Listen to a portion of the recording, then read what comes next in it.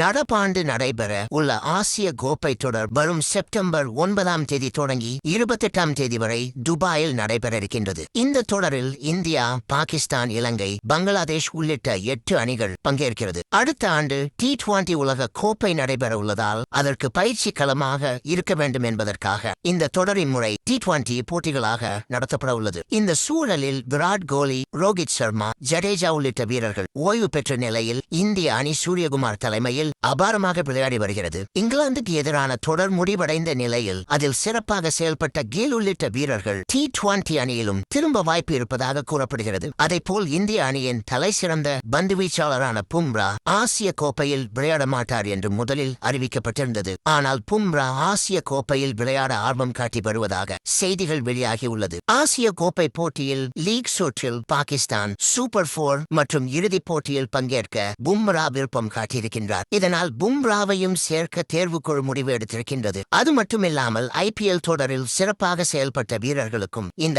ஆசிய கோப்பை போட்டியின் வாய்ப்பு வழங்கப்படும் என தெரிகிறது. இங்கிலாந்துக்கு எதிரான டெஸ்ட் தொடரில் இடம்பெறாத அக்ஷர் பட்டேல், ஸ்ரேயாஸ் ஐயர் உள்ளிட்ட வீரர்களும் ஆசிய கோப்பைக்கு திரும்ப உள்ளனர். எனினும் சிராஜுக்கு மட்டும் இந்த தொடரில் ஓய்வு வழங்க இந்திய அணி நிர்வாகம் முடிவெடுத்திருக்கிறது. சஞ்சு சாம்சன், அபிஷேக் சர்மா, ஹர்திக் பாண்டியா, ரிங்கு சிங் போன்ற வீரர்கள் ஆசிய கோப்பை தொடரில் விளையாட உள்ளனர். இதனால் முழு பலத்துடன் இந்திய அணி இந்த போட்டிகளில் பங்கேற்க உள்ளதால் ரசிகர்கள் மத்தியில் மகிழ்ச்சியை ஏற்படுத்தியிருக்கின்றது.